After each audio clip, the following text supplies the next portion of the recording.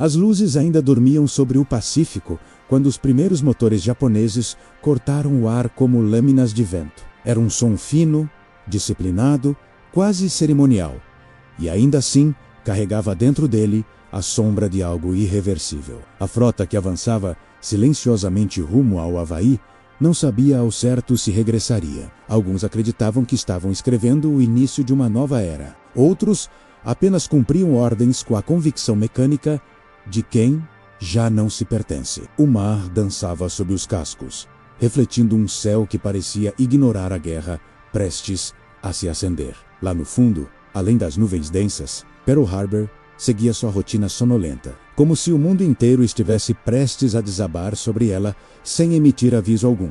Nos porta-aviões japoneses, os pilotos revisavam mapas pela última vez. Nenhum tremor nas mãos, nenhuma palavra desnecessária. Havia apenas o peso de algo maior do que todos eles, o imperativo de uma nação que caminhava para seu encontro com o destino. E, mesmo assim, entre o aço e a disciplina, uma pergunta silenciosa pairava como a neblina da manhã. Até onde o homem pode ir quando acredita que o tempo corre contra ele? Naquele instante, enquanto apertavam botões, ajustavam alavancas e fechavam cockpits, ninguém pensava na segunda onda. Ninguém ousava imaginar além do primeiro impacto. A guerra é feita de momentos assim, quando a urgência devora o amanhã antes que o amanhã tenha tempo de existir. Quando os aviões começaram a se desprender do convés, um por um, como pássaros metálicos despertando de um longo repouso, o Japão acreditava ter descoberto uma oportunidade rara, uma chance tão estreita que só podia ser atravessada em silêncio absoluto. O plano, meticuloso, frio, impessoal, havia sido desenhado como uma sentença matemática. Atacar primeiro, destruir rápido. Humilhar o gigantesco colosso americano antes que ele tivesse tempo de erguer os olhos. Mas em algum ponto entre o papel e o oceano, algo profundo menos, algo humano, escapou das equações. Pois nenhuma estratégia, por mais perfeita que pareça, sobrevive intacta ao medo. E o medo, naquele dia, não estava em Pearl Harbor. Estava nos próprios japoneses. À medida que o dia se abria como uma ferida sobre Honolulu, a primeira onda mergulhou sem hesitar. O céu, até então sereno, se rasgou quando as bombas começaram a cair com um rugido que não vinha apenas da gravidade, mas da soma de todos os ressentimentos acumulados ao longo de décadas. A água subiu em colunas escuras. O metal dobrou, gritou, incendiou. Homens despertaram achando que sonhavam com o fim do mundo. A base americana virou caos, antes que qualquer relógio marcasse completamente o início da manhã. O silêncio do Pacífico se transformou em fumaça, e a fumaça carregava consigo um presságio que poucos foram capazes de ouvir. A primeira onda japonesa atingiu seu objetivo com precisão quase cruel. Navios ardiam como se tivessem sido tocados pela mão de um deus furioso. Hangares colapsavam. O chão tremia como se o solo tentasse engolir os mortos antes que eles tocassem a água. E, por alguns instantes que pareceram eternos, o Japão acreditou ter vencido. Uma vitória limpa, elegante, definitiva. O tipo de golpe que muda não apenas um mapa, mas a própria respiração de uma civilização inteira. Mas a guerra raramente concede vitórias tão perfeitas. E naquele exato momento, enquanto a fumaça subia como colunas de um templo desmoronado, os comandantes japoneses reunidos na sala de operações olharam uns para os outros, com algo que não era orgulho, era dúvida. Eles sabiam que havia uma segunda onda preparada. Sabiam que atacar novamente poderia destruir depósitos de combustível, docas secas, estruturas essenciais que manteriam a frota americana imobilizada por meses. Sabiam que era ali, naquele espaço estreito de tempo, que se escondia o golpe fatal. Mas também sabiam do que a história é feita.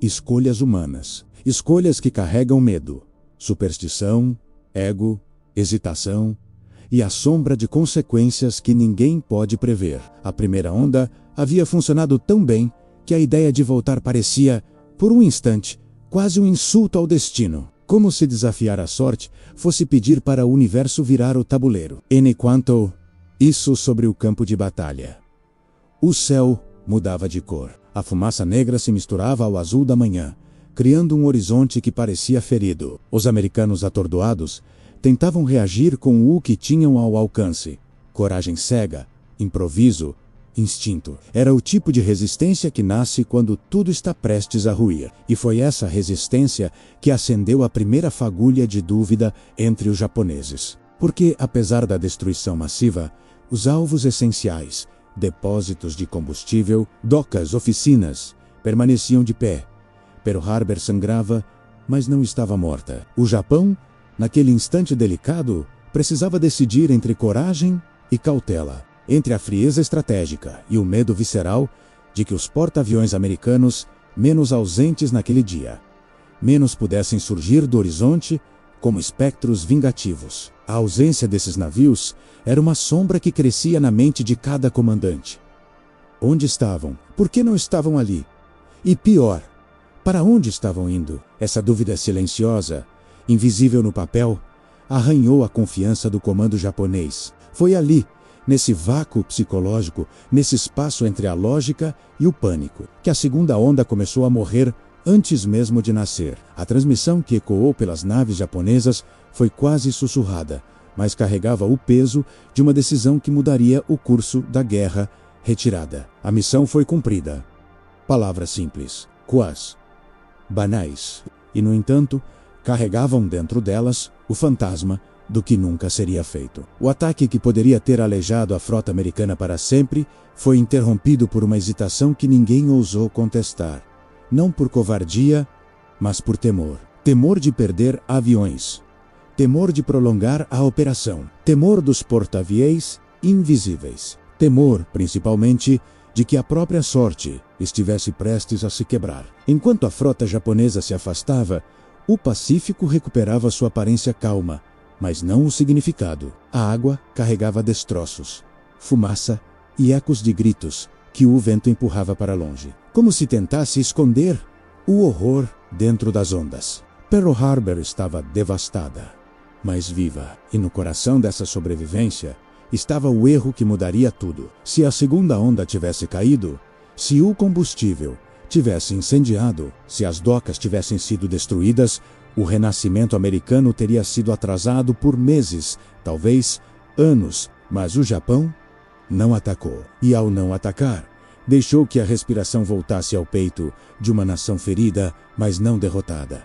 Os americanos, ainda atordoados, erguiam bandeiras entre os destroços como se tentassem relembrar ao próprio sol que o país ainda existia. Soldados caminhavam entre corpos cobertos, tocando o chão quente, respirando a mistura de óleo queimado e esperança. Aquela imagem, crua e silenciosa, se transformaria no combustível psicológico de uma guerra que ainda estava em sua primeira página. E enquanto isso acontecia, do outro lado do oceano, os japoneses não comemoravam. O silêncio que tomou conta dos porta-aviões não era de triunfo, era de algo mais profundo, menos a sensação, quase instintiva, de que algo essencial havia sido perdido no momento em que decidiram recuar. A viagem de volta ao Japão foi acompanhada por um céu uniforme, cinza, impassível. Os pilotos, agora com a adrenalina dissolvida, começaram a questionar em pensamentos aquilo que ninguém ousava dizer em voz alta. Era apenas um vazio, mas um vazio que respirava pesado. A operação havia sido um sucesso militar, mas algo dentro deles dizia que não havia sido uma vitória estratégica. E a guerra, todos sabiam, não era feita de números, era feita de destinos. A ausência da segunda onda não foi apenas uma escolha tática. Menos foi um presságio, um daqueles momentos em que a história tenta avisar o homem antes que ele mergulhe no abismo. Quando a frota aportou novamente no Japão, não houve celebrações largas, apenas relatórios, comunicações formais, acenos contidos. Era como se todos soubessem que haviam acendido uma fogueira gigantesca menos, mas também sabiam que não haviam apagado as brasas, que poderiam queimá-los depois. E no fundo, havia algo ainda mais inquietante. O inimigo que eles acreditavam ter assustado, na verdade, acabara de despertar. Nos Estados Unidos, a notícia se espalhou como uma chama. Não uma chama de medo, mas de propósito. O país que havia sido golpeado no amanhecer agora marchava unido como nunca antes. Pearl Harbor não devastou a América menos uniu. E essa união, alimentada por uma dor tão súbita quanto brutal, se transformou no maior erro do Japão, pois nenhuma bomba, por mais precisa que seja, tem mais força do que a determinação de um povo inteiro ferido no orgulho. Assim, o que começou como um ataque ousado se transformou, lentamente, em um eco sombrio que seguiria o Japão por anos. A decisão de não lançar a segunda onda cruzou oceanos, fortaleceu inimigos, reescreveu estratégias, e cada batalha que viria Midway, Guadalcanal, Okinawa, carregaria dentro de si o fantasma daquele momento. O instante em que o Japão, por medo, prudência ou destino, segurou sua própria espada no ar. E até hoje, enquanto o mundo revisita as cinzas da guerra, a pergunta permanece suspensa como uma sombra sobre o Pacífico. O que teria acontecido se os japoneses tivessem ousado atacar outra vez? Talvez a história fosse diferente. Talvez o mapa tivesse se dobrado de outras formas. Mas a guerra não é feita de talvez, é feita de escolhas reais, feitas por homens reais, em horas reais, quando o peso do mundo repousa sobre um único segundo. E naquele segundo menos naquele ínfimo intervalo entre dúvida e decisão, o Japão escolheu recuar. O céu, acima de Pearl Harbor, parecia preso entre dois mundos menos ainda. Azul o suficiente para lembrar uma manhã comum, mas já manchado por uma fumaça que anunciava algo maior do que qualquer homem ali podia compreender. Os primeiros rádios começaram a crepitar com mensagens truncadas. Vozes que subiam em desespero, tentando costurar sentido no meio do caos. Nem mesmo os oficiais mais experientes conseguiam acreditar no que ouviam. Não era um treinamento, não era um acidente. Era a realidade se quebrando de uma só vez. No mar, a água fervilhava em ondas inquietas à medida que navios tentavam reagir, movendo-se com a lentidão desesperada de feras feridas. Os homens corriam com as mãos queimadas, olhos ardendo, gritando nomes que se perdiam no som das explosões. Cada passo era interrompido por estilhaços que caíam como chuva metálica. Grupos de soldados tentavam erguer metralhadoras improvisadas, mirando o céu como se tentassem alcançar algo que já passara por eles. Sombras rápidas demais, precisas demais, mortais demais. Nos hangares destruídos, aviões americanos queimavam, contorcendo suas asas como se fossem criaturas vivas tentando escapar das chamas. A tinta derretia, formando rios escuros que escorriam pelo chão, enquanto bombas japonesas explodiam em intervalos que pareciam medir o próprio tempo. O cheiro de gasolina misturado à fumaça subia como um lamento invisível, impregnando memórias antes mesmo de os homens perceberem que estavam vivendo um momento que mudaria o século. Enquanto Pearl Harbor ardia, os cérebros dentro das aeronaves japonesas funcionavam como máquinas. Nenhuma hesitação. Nenhum desvio. Apenas execução. Os pilotos voavam como se fossem parte do próprio ar. E, em certo sentido, cada um carregava dentro de si uma convicção incandescente, moldada por anos de disciplina rígida e por um país que acreditava estar cercado por inimigos maiores, mais ricos, mais poderosos. Aquele ataque não era apenas militar, era psicológico, era espiritual. Era o Japão tentando abrir espaço num mundo que, segundo eles, se fechava sobre seu destino. Os americanos que tentavam reagir encontravam suas armas emperradas, seus aviões destruídos, seus navios imobilizados. Era como lutar com os punhos contra uma tempestade de aço. Mas em meio ao caos, surgiram pequenas centelhas, gestos que mais tarde seriam lembrados como os primeiros sinais de resistência. Um marinheiro jogando munição com as mãos nuas para manter uma metralhadora ativa. Um piloto que, mesmo sem ordens, correu para um P-4 remendado e conseguiu decolar no meio do bombardeio. Um médico que transformou uma tenda improvisada em hospital. Pequenas luzes em um mar de escuridão. No alto, porém, os japoneses observavam algo que os surpreendia.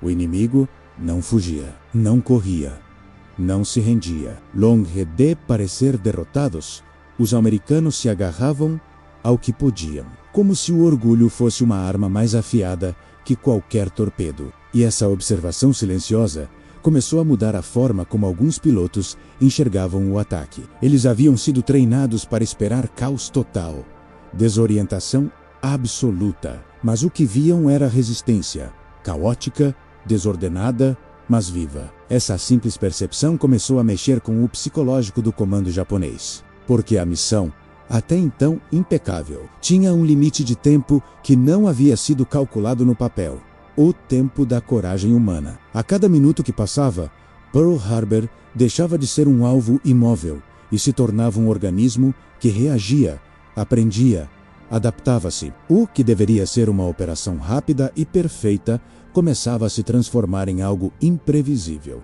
Nos navios ancorados, oficiais gritavam ordens enquanto fumaça invadia corredores e escotilhas. A água começava a entrar por rachaduras recém-abertas. Alguns marinheiros fechavam portas estanques, sabendo que estavam condenando colegas ao outro lado. Decisões brutais que a guerra força em segundos. O casco de aço vibrava com cada impacto, e a sensação era como se o coração de cada homem batesse no mesmo ritmo das explosões. Algo ainda mais inquietante aconteceu.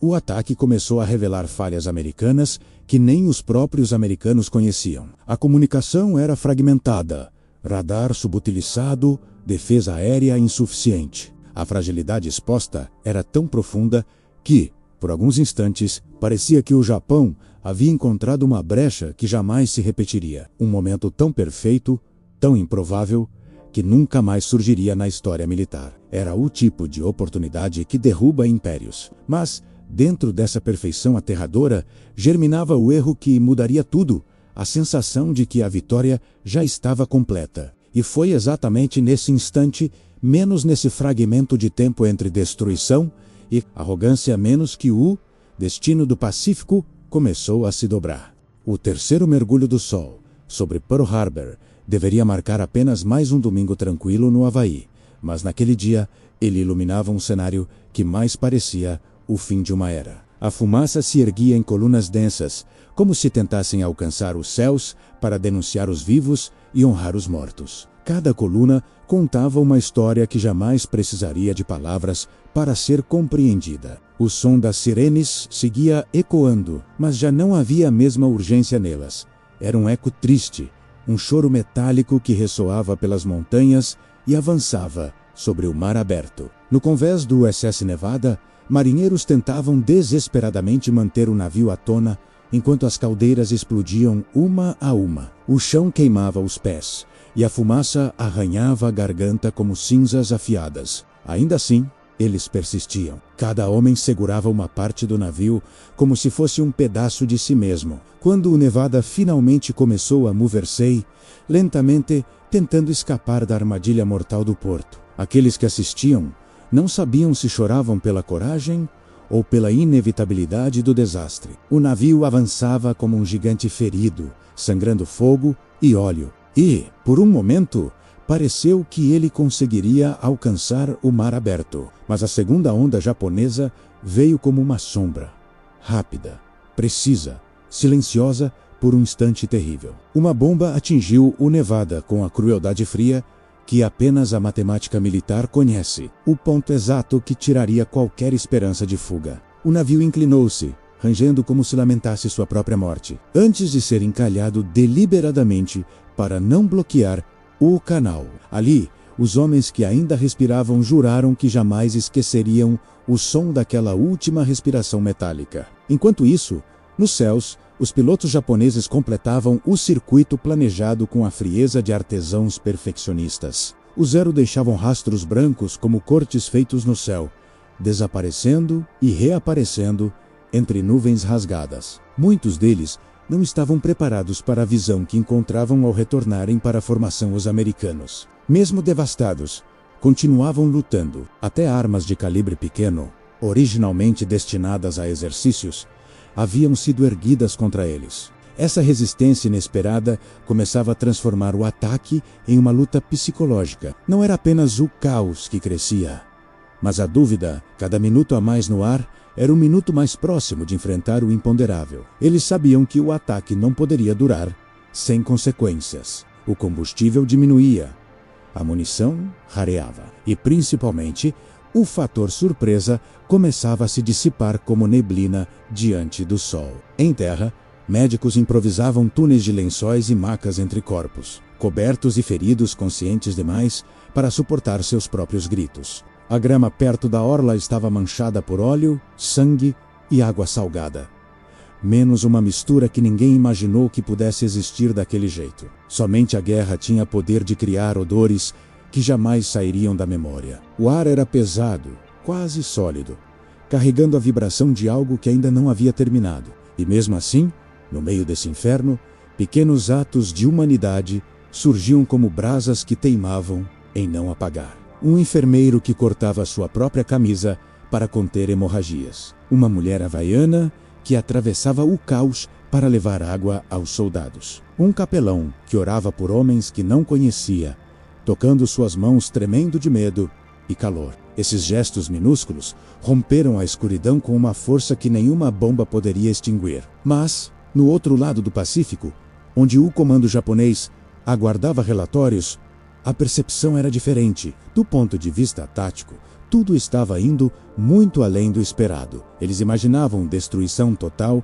paralícia completa, um golpe tão devastador que deixaria os Estados Unidos sem ar por anos. Relatórios iniciais sugeriam algo próximo disso. Navios afundados, aviões destruídos, base paralisada. Era como se cada peça do xadrez tivesse sido derrubada antes que o adversário percebesse que o jogo começara. Ainda assim, havia algo que os relatórios nunca podiam medir, menos a alma de um povo ferido. E essa alma, agora, ardia. Não silenciosa, não quebrada, mas em chamas. Enquanto torpedos explodiam e aviões mergulhavam, surgia algo tão invisível quanto decisivo.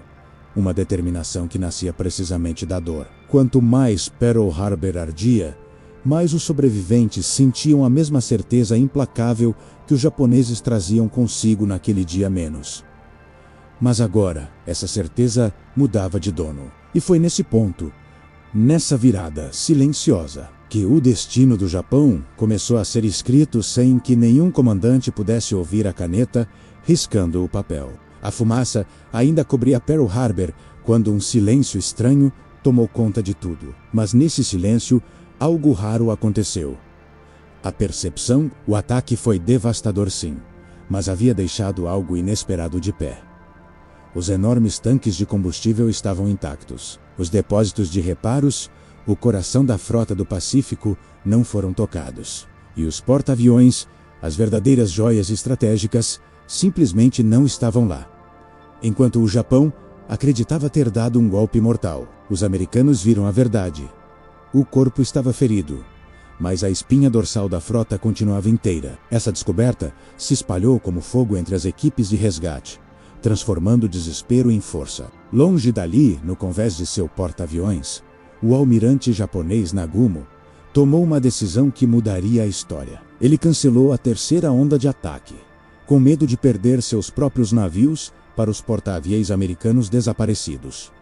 Ele recuou, o Japão partiu, acreditando ter quebrado o gigante, mas o deixou respirando. E gigantes, quando feridos, não esquecem. Chega um momento em que todo mundo precisa encarar a verdade.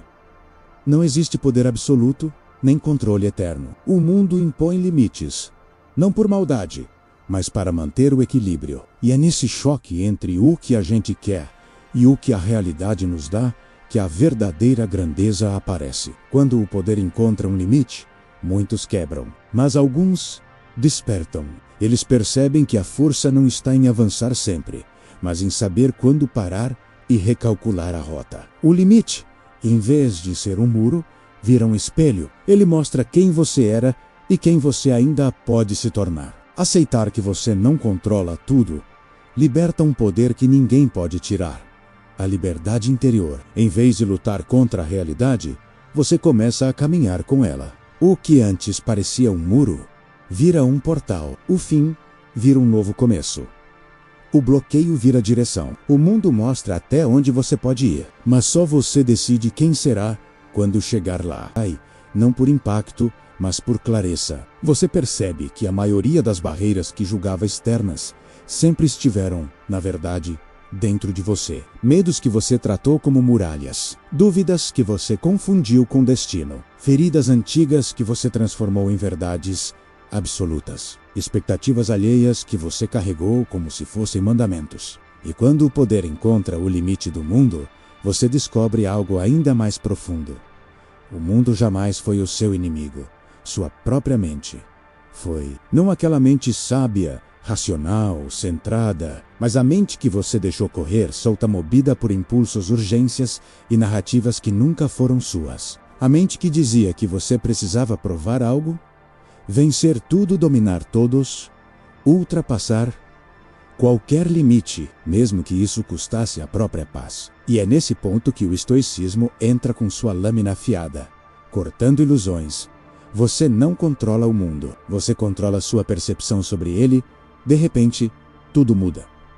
A frustração perde força, o ego perde voz. A pressa perde sentido. Você começa a enxergar que a maior parte do sofrimento vinha da tentativa de forçar o mundo a ser como você queria menos, e não como ele realmente era. Mas quando você muda a forma de ver, o mundo muda a forma de responder. O que parecia obstáculo vira educação. O que parecia rejeição vira redirecionamento. O que parecia fim vira lapidação. E então, você entende a verdade que poucos têm coragem de aceitar. Os limites externos são apenas lembretes dos limites internos que você ainda não superou. A partir daí, o jogo muda completamente. Você deixa de se perguntar: por que isso está acontecendo comigo? E passa a perguntar: como posso me tornar alguém capaz de atravessar isso? Essa mudança de foco não te dá apenas força, te dá propósito, te dá poder real. Não aquele que domina o mundo, mas aquele que domina a si mesmo.